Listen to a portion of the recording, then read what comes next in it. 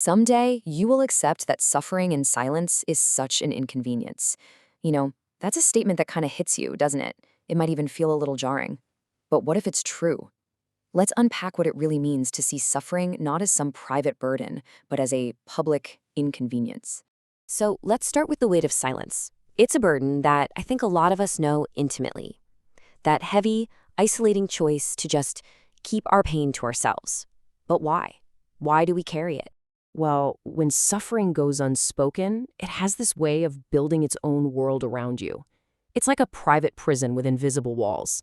The outside world is still right there, just beyond your reach, but you're trapped inside with all the wreckage, completely and utterly alone. And of course, there's always a reason we choose silence. It can feel like a shield, right? Like it's protecting us from judgment or from the fear of being a burden, or even just from the pain of having to speak a harsh reality out loud. But you have to ask yourself, is that shield really protecting you? Or is it maybe just protecting the status quo, keeping everyone else comfortable, all at your own expense? And here's the thing, that internal feeling, it doesn't just stay internal. Silence creates this huge chasm between you and the world, turning your private pain into a world apart. I mean, think about it. You can be in the exact same room as someone, just feet away. But that unspoken suffering creates an emotional distance that feels like miles.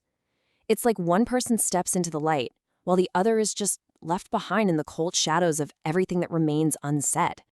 And this personal disconnect, it scales up. As a whole society, we often have this unspoken agreement to just ignore public suffering. It's right there, plain as day, but a collective silence allows us to look away, to pretend we just don't see it. And that right there, that is the inconvenient truth about all of this silence, both the personal kind and the public kind. So let's look at this line again. After really thinking about the isolation and the disconnect it causes, that word inconvenience starts to take on a whole new weight, doesn't it? So, an inconvenience to whom?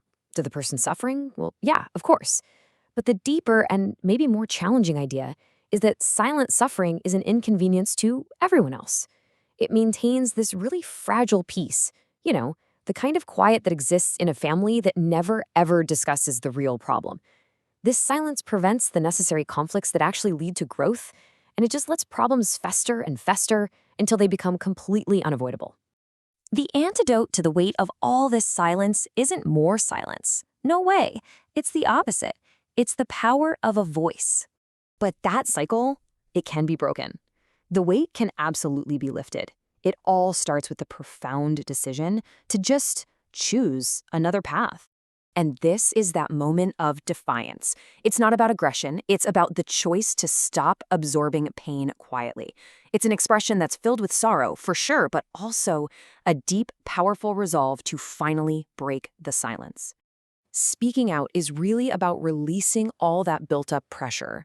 You see, the real inconvenience was never the scream, it was the silence that made the scream necessary. By speaking truth to pain, we address what is, in the end, an avoidable problem. Silence will try to tell you that your pain is insignificant, but the truth is, your voice has immense weight. Your story has the power to shatter that comfortable quiet and build a real connection. It matters. It really, really does. So the challenge, then, isn't just about our own silence, but about the silence that we accept from others. So I'll just leave you with this to think about. Whose silence, your own or someone else's, will you refuse to accept?